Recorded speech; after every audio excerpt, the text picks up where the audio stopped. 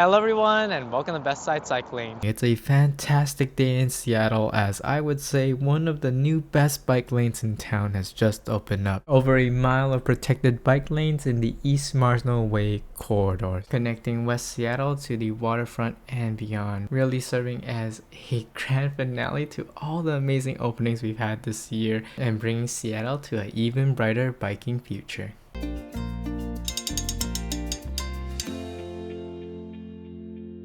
So before we get into the weeds, I just want to give you a high-level overview of the corridor that was worked on. That is East Marginal Way, sitting right between West Seattle and the waterfront. It's where you would normally connect through when you use the Elliott Bay Trail or from the Alki Trail to the south. And yeah, this is a crazy large overhaul. I think it's a $72 million project just for this north segment, as there was so much work done to support the freight that goes in this area. So moreover than what's going on with these bike lanes, this whole area was definitely souped up. So with that, let's get right into it. So we're starting here from the south, right near Horton Street. The cycle track that I'm riding on leads right to the Spokane Lower Street Bridge. And yeah, those have been around for a while now, but crossing this intersection is brand new with all these signals all done. It is super cool. And you'll notice that there's that path out here to the right. That's not going to open until next year. That just connects further south for the further projects. And the other cool thing to point out here is the new bike counter. So I'm really excited to see how this goes. But here at Hanford Street is the next big intersection here, and probably one that is going to be the longest wait for most, but it is amped up with all the newest tech that we have, from the nice bicycle detector there and whatnot. But this is really the crown jewel, I would say, of this project. Starting from here, like, you get about, I think it's a mile straight of cycle track separated from traffic, and it just goes continuous. There is no signals, no nothing. There is good lighting. This is as much of a bicycle highway that we're gonna get here in Seattle. And I think a lot of people, I've heard many feedback about how like the waterfront bike lanes are so windy and everything, but this one is just a pure straight shot. Admittedly though, in this section here, it does get a little bit more narrow. Definitely still easy for a oncoming bike to pass through. It's an interesting thing to point out about the right of way on the right. I'm not sure why there needs to be just a giant fence like that there. But in terms of the traffic, you're going to notice that it might be a little light right now because it's actually not open to two-way traffic quite yet.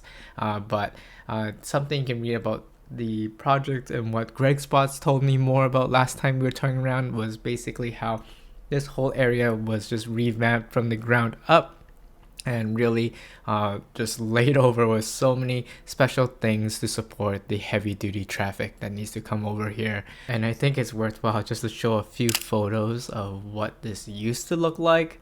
And basically it was just completely free for all for cyclists, just as short as 10 years ago. And that brings me to something I really didn't want to miss, is really the amount of advocacy this took, literally over a decade, to get everyone on the same page and get this through. And I got to meet one of those original advocates today, spent some time riding with them, Don from West Seattle Bike Connections, a local Seattle neighborhood greenways group. And he was just telling me a story about just how literally just years ago, that they've been pressing for just safety and separation for cyclists in this area. Unfortunately, their efforts got a good boost with the passing of a cyclist right in that intersection that we were at before. But since then, they would say that it's been a very collaborative effort with the port, with SDOT, with the community, to really make this place into one that is what we see today. He asked for separation and he got it. This is a true story about how even for these huge changes, it really just starts from small actions planted a long time ago. Just like growing a tree or whatever, you plant it for other people in the future. And that's how I've come to learn a lot about how things actually get built. I got into this channel not knowing anything about how cities are ran or infrastructure or whatnot. I just wanted to show people places to ride. But since covering all these different improvements over these 4 years here in King County, I've learned that just so many of them just have a kind human soul behind it. It's just, you'd be surprised how far an email or something like that goes. Just communicating your desire for just for a place for you to go and be safe and to get you and your family around.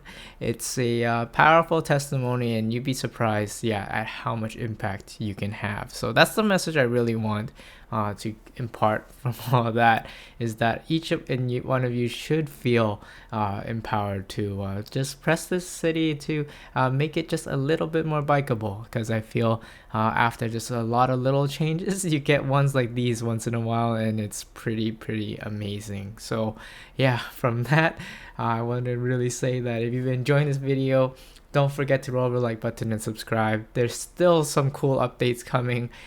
This was definitely one of the big grand finales, as well as I'm hosting a big group ride together with Seattle Bike Blog on October 25th that will also line up with the grand celebration hosted by S. Dot. So you don't want to miss it. October 25th, 10 a.m. at the ferry terminal. There will be details below. Just bring your bike. It's going to be a nice 14-mile loop where we're going to ride all of these new bike lanes and the ones in Georgetown as well.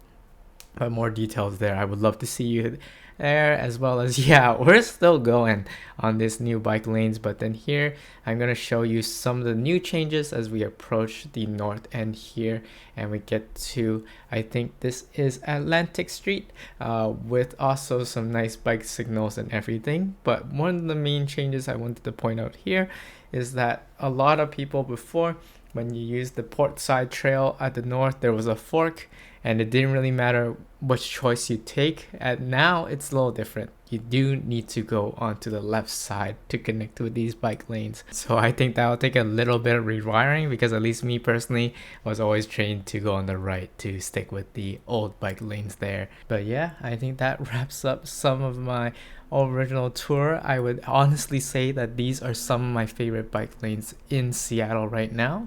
Please let me know your thoughts below, what you think, what routes would you ride with this and whatnot. And if you haven't yet, please go give these a try. Just go all the way from Myrtle Edwards northwest of the waterfront and just ride those protected bike lanes all the way to Alki.